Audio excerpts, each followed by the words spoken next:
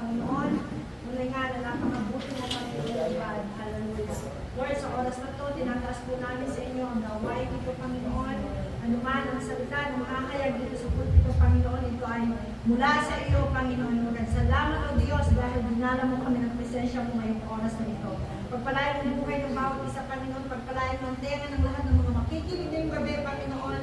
Pagpalain po, Panginoon, ang mensahe mo na mahahayag ngayong gabi. Pagpalain po ang aking mga labi, Panginoon, na gagamitin mo as a vessel of your word tonight, Panginoon. Pagpalain mo po, Panginoon, Lord, ang lahat ng aming gagawin sa inyo namin na binabalik ang pinakamataas na papuri. Pasasalamat pagdating ng Jesus na ito. Amen. Sige, bago tayo mag-umpisa, welcome natin.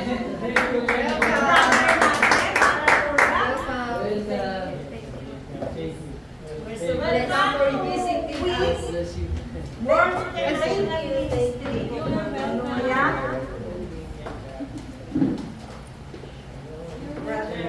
Parang kailangan yata nila ng interpreter. Sister Jenna, nakita mo. Yes. Speak English? Listen. Dito. She can speak Hebrew. No problem. No problem. It's okay. Hallelujah. We are one spirit, so you understand. Yeah. Understand? This one is strange. Thank you, Lord. Dahil ang Lord ay nagpapadala ng mga... Gusto ko lang ipakilala si Sister Noma, yung kasama natin sa... Sige, nakita natin, welcome natin. It's our sister. It's new. It's new. Siya yung kasama natin sa ating devotion. Kilala na. Okay. Hallelujah. Tinanggal mo natin, Kate.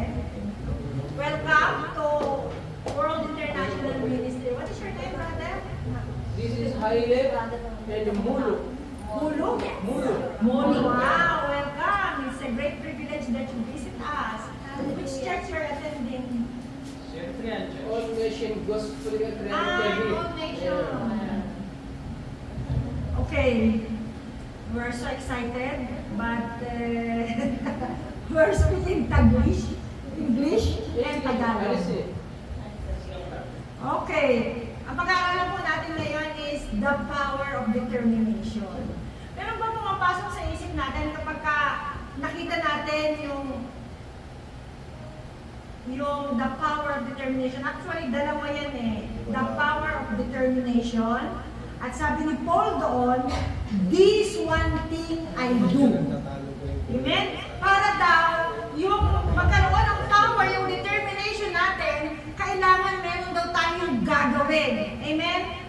Alam nyo talagang nag-meditate ako, Lord, ang dami kong ginawang preaching. Kakatlo sa buong linggo. Hindi ko maintindihan kung ano yung isi-share ko ngayong gabi. At kanina umaga paglabas ko sa banyo, ito yung naglema sa akin. The power of determination. Alam niyo kung bakit? Kasi pray ako ng pray, Lord, what is your word tonight? Na isi-share ko sa mga kapatiran. Gusto ko, Lord, yung mula sa iyo, hindi yung mula lang sa akin. Pumasok sa isip ko, alam niyo, I have a daughter, she's 21 years old, and she's in the army. But she has determination to do something that it will manifest it. Every day she is confessing, manifesting. And last night, when we are in the table, we're eating, she told me, Mommy, listen for my diary. She said that last May, 2025, I write something. And she wrote there, I want to buy a car before end of 2025. This is, it will manifest it. At kagabi, last night, she told me, Mommy, you see, because I have the power of determination, now it's manifesting the car. She bought a car, and it's already here, the car.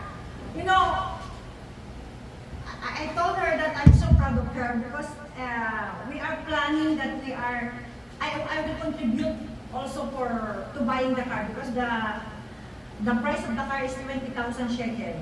So I told her, half for you and half for me. But because suddenly I have problem with my bank account, I don't know why. And she told me, Mommy, don't worry, I pay way already.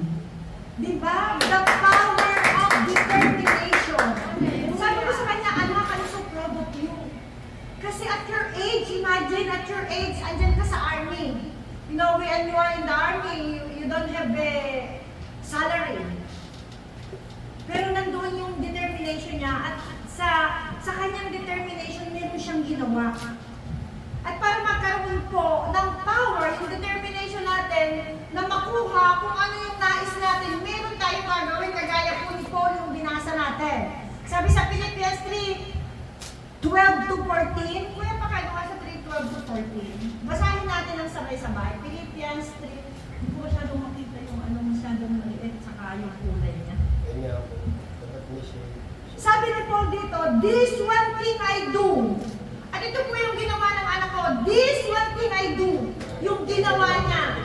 Ano daw yung ginawa ni Paul? Sabi niya doon sa 12, hindi sa nakamtan ko ng mga bagay na ito, hindi rin sa ako'y ganap ng ngunit, sinisikap kumakamtan ng gantimpala sapagkat ito ang dahilan kung bakit ako'y tinawag ni Kristo.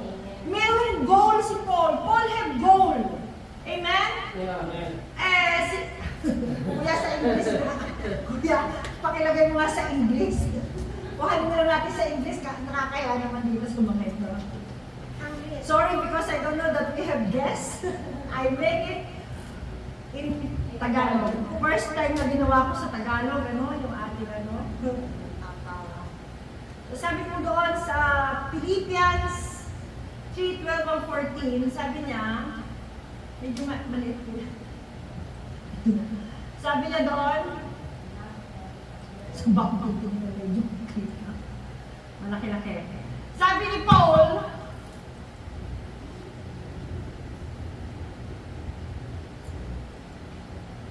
sorry for interruption. I pray na maintindihan ninyo. Alam niyo, mayroon tayong goal sa buhay. Hindi lang nandito tayo dahil sa gusto lang natin makinig ng salita ng Diyos. Amen? Kailangan meron tayong makita doon sa mga bagay na hindi natin nakikita. Amen? Kailangan magkaroon tayo ng goal sa buhay para ma-achieve natin kung ano pa yung pinapagawa sa atin ng Panginoon. Not only to earn money in this world, but sabi sa Matthew 6:33, seek first the kingdom of God and His righteousness, and all these things shall be added unto you.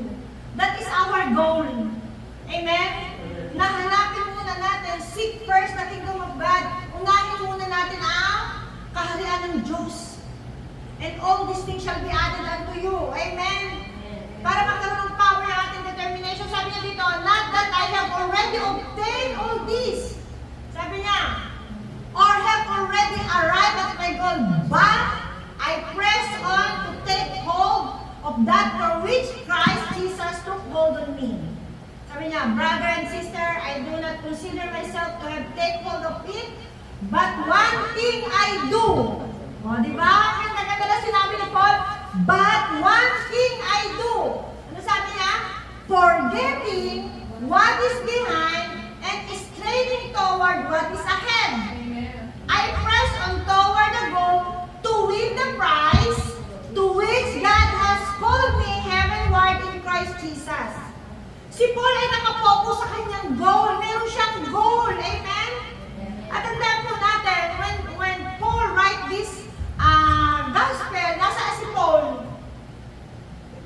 Nasa preso. Nasa kulungan siya, kaya ini-encourage niya yung mga taga-Philippians na magpatuloy. Kahit ikaw ay nakakulong, kailangan makita mo yung goal mo. Amen?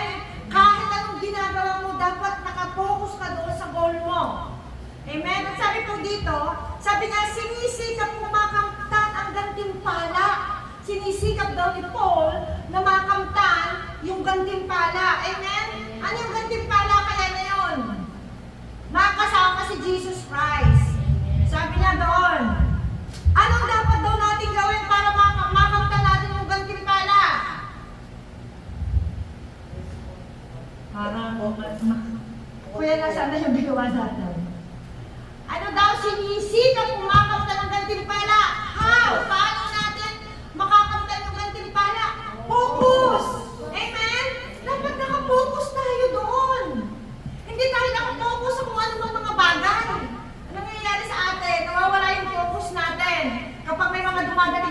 problema at pagsubok, yung ating ginugol, nawawala na. Nakakalimutan na natin. Amen? Kasi doon na tayo nakafocus doon sa mga pakana ng demonyo. Maraming mga pakana ang demonyo. Halimbawa, nakafocus ka. Lord, gusto kong bilhin itong sasakyan na to. Tapos bigla naman may mga darating na problema. Di ba? May mga bayarin. Ako, ang goal ko, nakafocus ako, hindi ko kukuha kasi may iniipon ako sa amo ng pera, hindi ako kukuha sa amo ng pera. Tapos kanina umaga, pagbabayad kami ng bahay, nagagawa ko ng kutsing. Nandun pa rin ako sa focus. Sabi ni Karen, Mami, I need the money for the house. Okay, but it's not enough. Sabi ko sa kanya, I need 1,500 shekel dahil ang bayan namin 4,500. Anak, it's only 3,000. Mami, I don't have money. Sabi ko. Nakamitin ako sa kanya. Diyan ka muna, lagi ko sa ilalim ng Bible ko yung pera. Sabi ko, Lord, yung focus ko, nagagawa ako ng aking preaching. Hindi ako mawawala sa focus kasi yung balabay namin napaka-stricto. So sabi ko, diyan ka muna ha, kasi wala pa akong Lord, bahala ka na po magdagdag dito sa aking kabay ng bahay. And then, maya-maya tumawag si Karen, Mami, give the money to Dan, I will pay. Sabi ko, akala ko ba wala kang pera? And then, nag-message si Dan, Tita, I will give you 1,500 shekel. Sabi ko, pandagdag sa bahay, di ba? Kung nag-focus ako, wala akong pera, paano to, yung balbay ko, tatawag, mawawala ako sa focus, ang ganda-ganda pa naman nung binigay ng Lord ng word sa akin. Sinisikap kong makamta ng gantimpala. Nagsisikap ba tayo na makamta natin ng gantimpala? Kasi mayroong mga ibinigay ang Panginoon sa atin na kanya-kanyang mga ganapin sa buhay. Amen? So sabi ko doon, focus. Sabi niya, anong ibig sabihin ng focus? Ang focus daw, maintaining a clear vision of the desired outcome and not being easily distracted. Yun daw ang ibig sabihin ng focus. Clear vision. Maliwanag na may nakikita ka. Nakikita mo yung kung ano yung nais mo na gawin. Amen? Kagaya ngayon, nakafocus tayo sa evangelism, di ba? Ang dami-dami distracted. Pero sabi ko, Lord, hindi, nakafocus ako doon sa pinapagawa mo sa akin. Because this is a great commission of God. Ni Jesus. Matthew 18:20. 19 and 20. Go and make disciples of all nations. Dapat doon tayo nakafocus. Kahit magtatrabaho tayo, yung goal natin para dito sa ating spiritual na buhay, nandun pa rin, hindi nawawala. Amen? So sabi doon, paano daw natin makakamta ng ang gantimpala? Focus. Kailangan maintaining clear vision. Ano pa? Para hindi daw not being easily distracted. Hindi tayo madaling ma-distract sa mga nangyayari dito sa paligid natin. Amen? Focus. Anong pangalawa? Sabi niya doon sa letter B, commitment.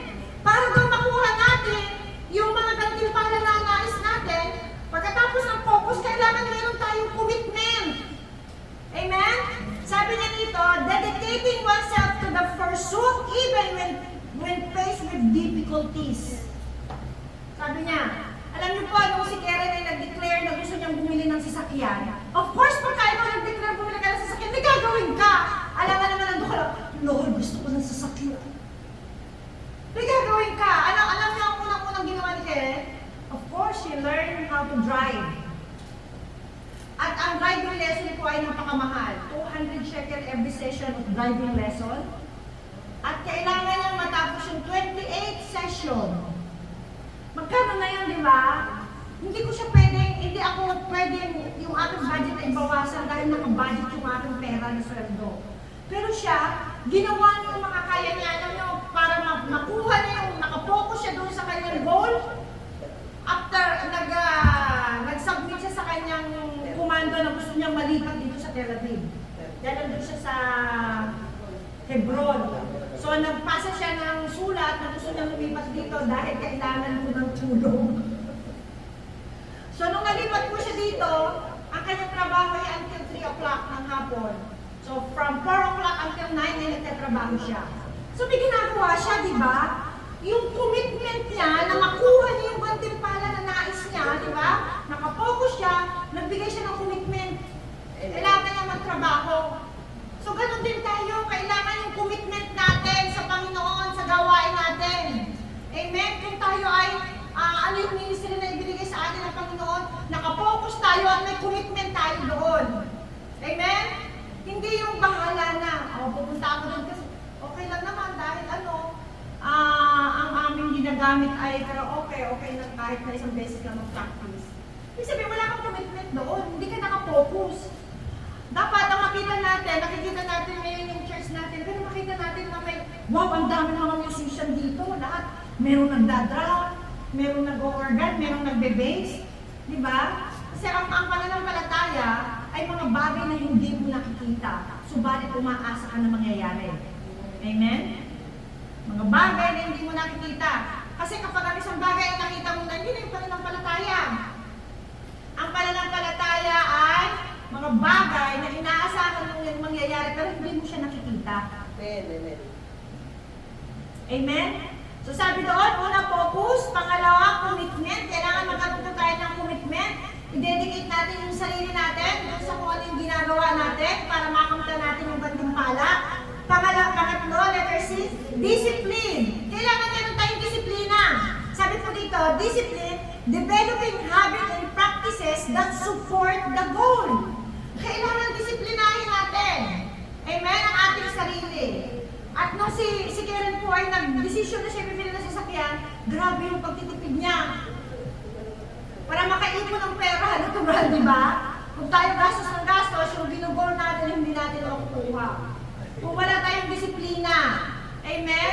Kung tayo gusto natin maging pastora, dapat meron tayong focus. Ano ba yung ginagawa ng isang pastora? Dapat meron tayong commitment. Magbabasa tayo ng Bible morning, evening, afternoon. Di ba? Ano ba yung ginagawa ng isang dapat disiplinahin natin ang sarili dahil ang sabi sa Bible, dapat mamatay tayo sa ating sarili. Carry your cross and follow me. Sabi ng Panginoong Hesus, di ba? Kailangan buhatin mo yung cross mo araw-araw at sumunod tayo sa Panginoon. Amen? Kaya kung may ginagawa ka, meron ka mga dapat gawin. Sabi niya, discipline. Disiplinahin natin ang sarili natin. Sabi niya, kailangan daw i-dedicate natin yung sarili natin kahit daw tayo ay dumadaan sa mga matitinding pagsubok. Amen. Ano yung goal natin?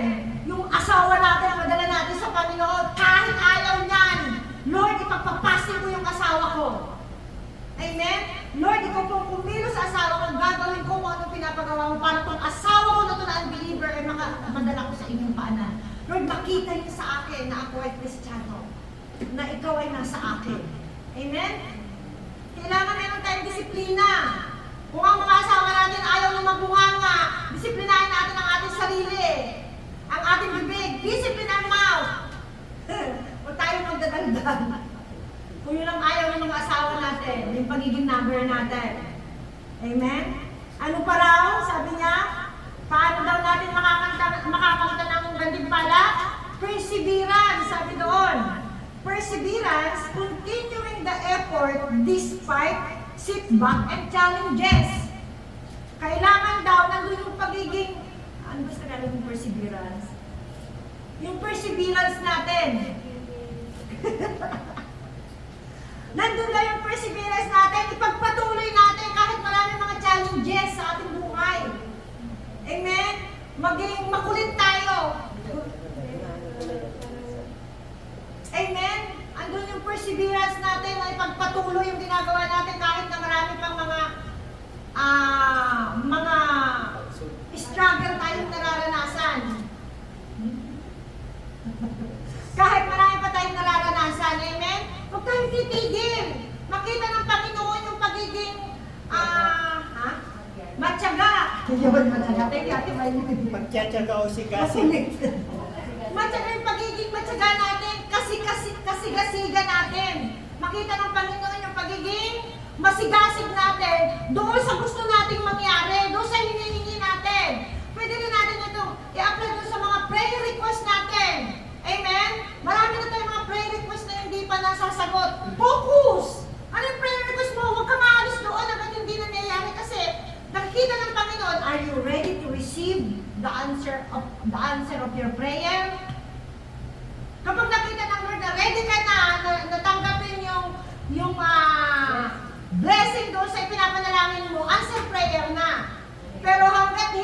tayo ready na ma-receive ang ating answer prayer, abay matagal yun kasi may mga binabagong Panginoon sa atin. Amen? So, kailangan daw, para magkaroon tayo ng answer prayer, focus to your prayer, magkaroon ka ng commitment, morning and evening, itaas mo sa Panginoon yung ipinapanalangin mo. Amen? Disiplinahin mo ang sarili mo, na kung ikaw ay nakapastor, hindi ka talaga kakain, Lord, forgive me. Hindi ka talaga kakain. Amen? At nandun yung katsagaan mo, kasigasigan mo, na makamtan mo yung hinihingi mo sa Panginoon. Kagaya ni Paul. And last, sabi niya doon, humility. May pagpapakumbaba. Amen? Na kahit na anong mangyari, Lord, I am nothing. Ano daw ang humility? Humility recognizing that the goal might not be achieved solely through one's own effort and relying on grace or higher power. Amen? Yung pagpapakumbaba daw na hindi natin kaya apart from the Lord. Apart from God, hindi natin kayang gawin. Kahit na anong gawin natin, nagtambling-tambling na tayo sa pananalangin. Ba't ang tagal ng panalaang sagot sa ating mga panalangin, di ba? Kaya sabi doon,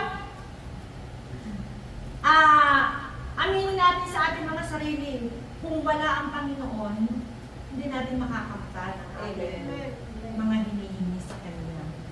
Hindi sa pamamagitan ng sarili nating balika, pero sa kapangyarihan ng Diyos, nakakamtan natin. Amen? Amen. Next, sabi niya doon, number 2, sabi ni Paul, this one thing I do. Ito yung ginawa ni Paul, pangalawa. Hindi na sabi mapunta. Nililimot Nililimot ko ang nakaraan at sinisikap na marating ang layunin nais kong makamtan. Ito raw ang gustong gawin ni Paul. Nililimot ko ang nakaraan at sinisikap marating ang layunin nais kong makamtan. Ano yung mga layunin na nais natin makamtan sa buhay? Paano daw natin gagawin? Sabi doon, nililimot ko ang nakaraan. Forget the former thing. Anong dapat natin gawin? Letting go of regret. Kalimitan, hindi tayo makausad-usad kasi nandoon palagi ayaw natin i-let go yung regret natin. Sayang. Sana. Yun ang nagpapahirap sa atin. Amen? Hindi tayo makausad dahil ayaw natin pakawalan yung mga ginawa natin nung nakaraan. Mga kapatid, pinatawad na tayo ng Panginoon. Amen? God forgive us already. Nung siya'y namatay po sa cross, pinatawad na tayo. Kaya sabi ng Panginoon, forget. Anong ginawa sa'yo ng mga kapatid mo? Hindi ka maka-let go, hindi ka makausad-usad, kasi naiinis ka pa rin doon sa nagparala sa iyo ng mga masasakit na bagay. Mga kapatid, tandaan natin. Bakit natin nararanasan? Bakit ang Lord ina-allow na mangyari sa atin? Maramdaman natin yung pain sa ating puso. Ina-allow niya na gamitin ng mga kapatid natin para maramdaman natin yung pain sa ating mga puso. Para ma-build sa atin yung fruit of the Holy Spirit.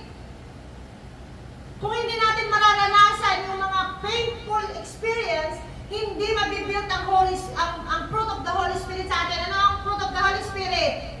Love. Diba? Unang-una love. Sinaktan ka, kaya mo bang mahalin ang nanakit sa'yo? Of course not. Diba? Yun ang lagi natin, yung tao to, ito naman, kasalubong ko na naman. Sabi doon, letting go of regrets. Yung mga regrets natin, sana ginawa ko yun, Lord, sana ginawa ko yun. Nakaraan na yun. Ngayon, gumawa ka ng bago. Amen? Letter B, sabi niya, focusing on growth. Pakawala na natin yung mga regret, yung mga ginawa natin, pakawala na natin ang sarili natin doon. Kung tayo man ay nagkasala noon, tayo nandito na tinanggap na natin ang Panginoong Jesus, ang Lord and Savior, nandito na tayo. Amen? Harapin natin yung bago tayo. Mag-focus tayo sa paglago natin sa Panginoon. Mag-focus tayo sa paglago natin kung ano yung ating goal. Amen? Kapag palagi tayo doon nakatingin sa ginawa natin ng mga kapalpakan, walang mangyayari sa atin. Always remember, this one thing I do. ito yung gusto kong gawin ko. Kagaya ni Paul, Lord, kagaya ni Paul, ang sabi ni Paul, this one thing I do. Lord, ito rin po yung gusto kong gawin. Kalimutan ang nakaraan at sikaping marating ang layunin nais kong makamtan. Ano yung mga layunin natin sa buhay? Diba nung tinanggap natin si Jesus Christ, nag-iba na yung mga layunin natin sa buhay? Diba hindi na yung mga makamundong layunin? Nag-iba na yung mga focus natin, nakafocus na tayo sa spiritual na bagay. Amen? Kung dati nung nakafocus tayo sa pagbibilang ng pera, Lord, makakabili na ako ng sasakyan, ng bahay. Ngayon na naging Kristiyano na tayo, Lord, ang kinita ko 10% sa iyo, 90% sa akin. Lord, ito po yung magbubukas ng pintuan ng pagpapala sa akin, sabi po sa Malakay. Diba? Focusing on growth. Mag-focus tayo sa paglago. Paano tayo lalago? May mga bagay na kailangan natin gawin. Letter C. Ano daw ang kailangan para makamta natin? Limutin ang nakaraan at sikapin marating ang layunin nais natin makamtan. Acceptance. Acceptance. Tanggapin natin. Tanggapin natin tayo mga Kristiyano na. At pag tayo mga Kristiyano na, of course, yung ating focus sa makamundo, mababaling na. Amen. Bawasan na natin ang mga milyones dyan na iniimbak-imbak at tayo'y magtanim sa gawain ng Panginoon. Amen. Amen? Hindi man tayo makahayo. Pero kung tayo nagtatanim sa gawain ng Panginoon, tayo humahayo na rin. Amen? Maging bukas pa, nagtayo, napakarami po ng mga nangangailangan. Hayaan natin na yung ating mga pinansyal ay tumubo sa pamamagitan ng pagiging bukas palad natin sa pagbibigay. Amen? Marami, alam nyo, yung feeding program natin, salamat po sa Panginoon dahil pinapalago ng Panginoon ng mga feeding program natin sa pamamagitan ng pagbibigay ninyo ng ikasampung bahagi. Lagi po natin tatandaan. At ito ang lagi kong nakikita sa tuwing magpapadala tayo ng pera para sa feeding program. Sa isang platong kanin, sa isang platong pagkain, isang kaluluwa ang naliligtas. Ayaw nyo ba nun? Nang dahil sa mga binibigay natin dito na tithes, sa isang platong pagkain na binibigay sa feeding program, merong isang taong naliligtas. Amen? Kaya huwag po tayong manghihinawa na magbigay para sa gawain ng Panginoon. Amen? Tayo ay vessel lamang ng Panginoon para sa kanyang pagpapala. At tinitingnan ng Panginoon kung paano natin i-manage yung mga pagpapalang ibinibigay sa atin. So sabi po dito, sabi niya, nasaan ba tayo? Focusing on growth.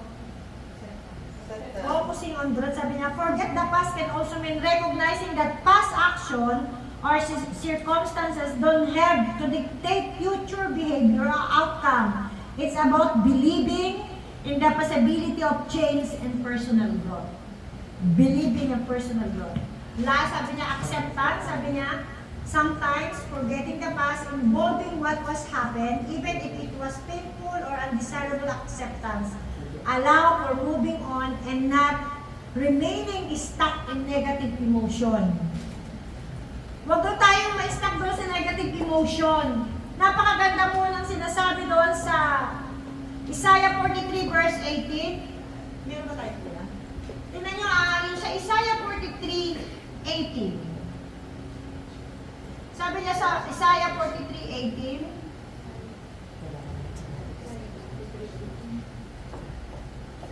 18, kung tayo ay naka-stuck pa doon, kung tayo nandun pa yung regret natin. Isaiah 43, 18 to 19. Napakaganda po ng verse na ito. Kaya hindi tayo dapat nagtatanim ng sama ng loob na inugatan na. Yung parang alam mo yung sycamore tree. 43. Alam nyo ang sycamore tree, sa lahat ng puno, ang sycamore tree, ang may pinakamalalim na ugat. Ngayon, para mapatay mo siya, kailangan mong patay yung pinakamalaking ugat ng sycamore tree. Ang sycamore tree, walang ugat na papaganyan. Pailalim ang tubo ng ugat ng sycamore tree. Ganun ang galit natin. Ganun ang unforgiveness. Para sycamore tree lang yan, palalim ng palalim yung galit. Amen? Tingnan niyo, napakaganda sabi doon. Isaiah 43 verse 18 and 19, forget the former things. Sabi niya doon, forget, kalimutan na daw natin ang nakaraan. Ano sabi niya? Do not dwell on the past. Huwag daw tayong mag-dwell doon sa past. Tinubuan na ng ugat yung galit doon sa mga nanakit sa atin. Kaya tuloy ang itsura ng mga mukha natin parang prune. Alam yung prune? Di ba yung prune? Tinubuan na ng ugat yung galit, ayaw pa natin magpatawad. Ano yung nagsasabi doon? Do not dwell on the past. See, sabi niya, I am doing a new things. Doon sa mga nangyari sa atin, ang Panginoon ay may ginagawang bagong bagay. Amen? Ang sabi niya doon, it is spring up. Do you not perceive it? I am making a way in the wilderness and stream in the wasteland. Sabi niya doon, hindi mo pa ba nakikita? Ang sabi ng Panginoon, hindi mo ba nakikita? Meron akong ginagawang bagong bagay. So anong gusto natin? Patuloy na mag-dwell doon sa past? No. Diba ang liwanag? Do not dwell on the past. Sabi doon, do not dwell on the past. Forget the former things. Hindi tayo makapokus doon sa goal na pinapagawa sa atin ng Panginoon o doon sa goal natin kasi meron tayong kinikintim sa puso natin. Ayaw natin pakawalan. This is the time, mga kapatid, pakawalan na natin. I-focus natin ang sarili natin na makamta natin yung prize na naghihintay sa atin doon sa langit. Kapag tayo hindi nagpatawad, hindi tayo makakarating doon sa langit. Amen? Kasi yung puso natin ang tinitingnan ng Lord, kung nasa yung puso mo punong-puno ng basura. Sabi niya, do you not perceive it? Hindi mo ba nakikita? Sabi niya, I am making a way. Gumagawa ako ng paraan. I am making a way in the wilderness and stream in the wasteland. Imagine mo yun. Sabi niya, making a way in the wilderness and stream. Sabi niya doon sa sa Tagalog na translation, sabi niya, patutubigan ko kahit ang disyerto. Amen? May magsalita naman, wala. Parang mga tulog yata. Sino ba tinitingnan? Amen. Sabi niya doon, do you not perceive it? Hindi mo ba nakikita? Kaya yung mga pain sa puso natin, yung mga ginawa sa atin ng mga kapwa natin, i-let go na natin. Magpatawad na tayo, patawarin na natin yung mga nakit sa atin. Yung mga nang-scam sa atin, patawarin na natin. Yung mga nagnakaw, nanloko, yung mga boyfriend natin, mga asawa natin. Diba? Sabi niya doon, gagawa ako ng isang bagay, patutubigan ko kahit ang disyerto. Hallelujah. Ano yung mga disyerto sa buhay natin?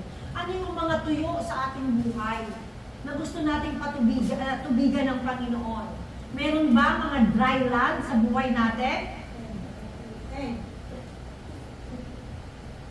This is the time, sabi doon, forget, kalimutan, magpatawad. Amen? Magpatawad na daw po tayo, sabi niya. Ilibing na sa limot, huwag nang alalahanin pa yung mga ginawa sa atin. Patawarin na natin. Amen? Ilibing sa limot, huwag nang alalahanin pa ang mga nangyari nung una. Forget the past. Sabi niya, masdan mo ako ay gagawa ng isang bagay. Ito'y nagaganap na. Meron namang pagbabago sa buhay natin since we accept Jesus Christ as Lord and Savior. Diba? Merong nangyayari sa buhay natin ang tinanggap natin si Jesus bilang Panginoon tagapagligtas. Kahit na may mga problema tayong nakakaharap, pero nandun po yung kapayapaan na alam natin na may solusyon sa mga problema sa atin, natin. Amen? May solusyon. Sabi niya, gagawa ako ng isang daan sa gitna ng disyerto at magkakaroon ng ilog sa lugar na ito. Hallelujah! Magkakaroon daw ng ilog doon sa puso natin. Yung mga dry land sa buhay natin. Ano pa ba ang hahanapin natin sa Panginoon? Wala, di ba? Last, sabi niya sa last, nagpupunyagi ako tungo sa hangganan upang makamtan ang gantimpala, sabi ni Paul. Sabi niya, this one thing I do. This one thing I do. Gusto ko yung word niya. This one thing I do. So, yun ang dapat natin gawin. Anong unang dapat natin gawin? Sikapin natin makamtan ang gantimpala. Pangalawa, sabi niya, limutin natin ang nakaraan at sikapin natin marating ang layunin nais natin makamtan. And then the last, sabi niya doon, magpunyagi tayo tungo sa hangganan upang makamtan ang gantimpala na inilaan sa atin ng Panginoon. Sa paano pa lang tayo magpupunyagi? Sabi niya, I press on toward the goal to win the prize. Sabi ni Paul, I press on toward the goal to win the prize for which God has called me heavenward in Christ Jesus. I press on. Grabe yung word niya, di ba? I press on. Parang hanggang hindi nabubukas ang pinto, pindutin mo ng pindutin. Press, press, press, press. Hanggang sa magbukas ang pintuan at hanggang sa may magbubukas ng pintuan, di ba? Ganun ang ginagawa ni Paul.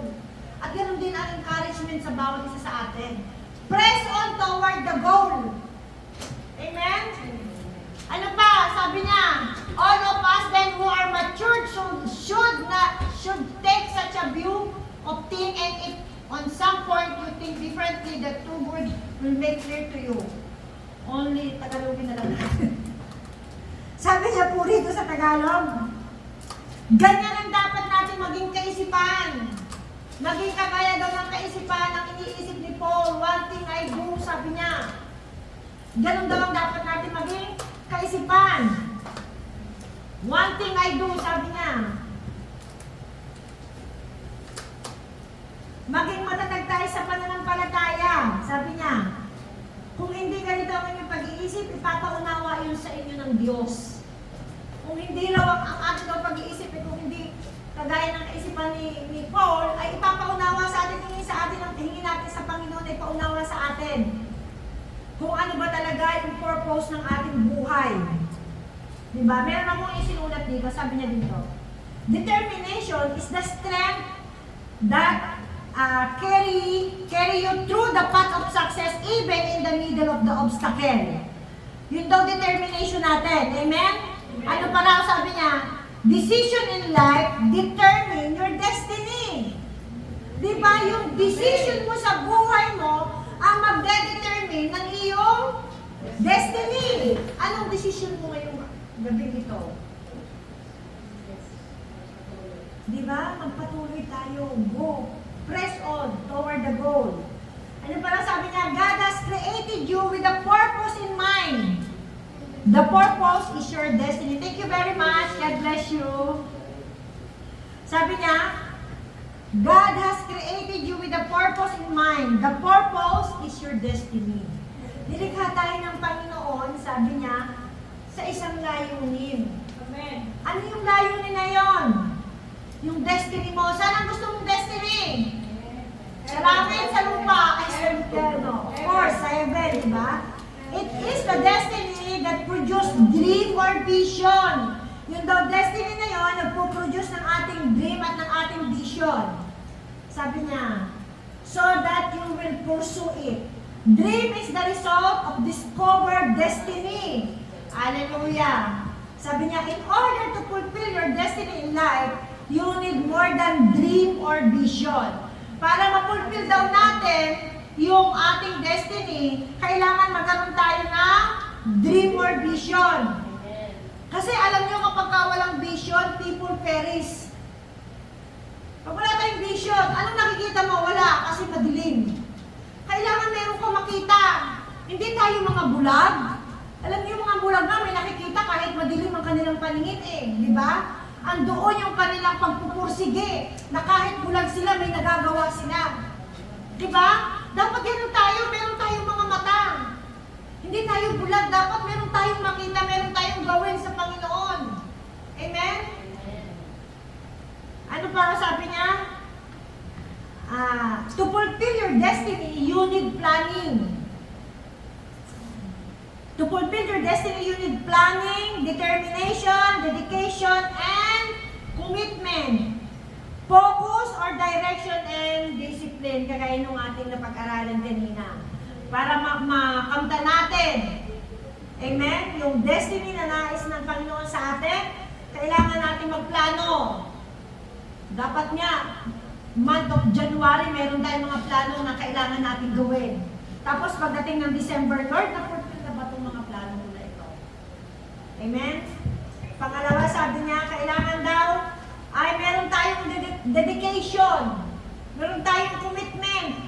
Mag-focus tayo. At magkaroon ng direction and discipline. Amen? At bago natin magawa ito, sabi na, there are so many challenges that we face in our lives each day, but God has given us the grace and ability to conquer them all. Andiyan ang Panginoon na siyang tutulong sa atin para mapagtagumpayan natin ang lahat ng bagay. It takes determination to be an overcomer. It takes determination to be an overcomer. Amen? So, kaya sabi dito, para daw magkaroon ng power ang ating determination, sabi ni Paul, this one thing I do. Ano yung unang-unang ginawa ni Paul? Sinisikap kong makamtan ang gantimpala sa paanong paraan, sa pamamagitan ng focus, commitment, discipline, perseverance, and humility. Pangalawa, sabi ni Paul, nililimot ko ang nakaraan at sinisikap na marating ang layuning nais kong makamtan. Sa paanong paraan? Letting go of regrets. Pangalawa, sabi niya, forget the past, focusing on growth. Amen? And then acceptance, and last, nagpupunyagi ako tungo sa hangganan upang makamtan ang gantimpala. So I pray na itong tatlo na napag-aralan natin ay i-practice natin. Kasi useless na tayo ay nakikinig na hindi naman natin ipapractice. Amen? At makikita natin, umpisahan natin, anong month ngayon? August, September, October, November. Meron pa tayong 4 na buwan bago matapos ang 2025. Sabi ni Karen, Mami, kapag ka meron kang ginugol, kailangan mong umupo at pag-isipan mong mabuti kung ano yung goal na gusto mo. Kasi hindi po pwedeng basta ka na lang magsusulat na hindi mo pinag-iisipan. Tama naman, di ba? Pagka tayo merong gustong i-goal, upuan natin. Lord, ito yung nais ko talaga. And then, ask the Lord ano yung Bible verse na po pwede nating gamitin doon at palagi nating ipaalala sa Panginoon. Amen? Goal mo, 2025, Lord, mabuksan ang pintuan para sa mga may anak dito. Yung mga may anak dito na muli namin. Kailangan mag-focus kayo. Meron kayong goal. Ito, one thing I do. Gawin natin ito. One thing I do. I-meditate po natin ang Philippians chapter 3. 21 verse lang yun. And then, upo tayo, Lord, meron pa ako natitirang for 4 months. Lord, gusto ko po ito mangyari for end of 2025. Yan yung bagong assignment ninyo. Nung kagabi, meron tayong, ano yung assignment nyo kagabi? Victory Weekend. Paano tayo magkakaroon ng Victory Weekend? Seek first the kingdom of God. Diba? Yun ang unang-una. So, yun po ang dapat natin gawin. Ngayon, i-apply naman natin ito. Itong ating napag-aralan, this one thing I do. Amen. Sa Philippians chapter 3 verse 14. Okay? Meron tayo natutunan ngayong gabi? Amen! Pag wala, ulit. Hallelujah. Father God, maraming salamat sa oras na ito. Sa iluhan po ng banal mong dugo. Ang lahat ng mga salita na nahayag ngayong gabi, Panginoon, tulungan mo po kami na ma-i-apply namin ito sa aming mga buhay, Panginoon, kagaya nga ni Paul. Nang sabi po ni Paul, Panginoon, ay this one thing I do. Lord, kung ano po yung deklarasyon ni Paul, yun po yung nais namin maging deklarasyon namin. Ito rin po yung nais namin gawin, Panginoon. Tulungan po kami, magkaroon kami ng mga vision, magkaroon kami ng mga plano, Panginoon, magkaroon kami ng mga dreams, Panginoon, O God, upang makamta namin, Panginoon, yung prize, Panginoon, na inilaan mo para sa amin. Maraming salamat po sa iyo ng banal ng dugo, ang lahat ng mga salita na nahayag ngayong gabi, in Jesus' name. Amen. Sige, continue.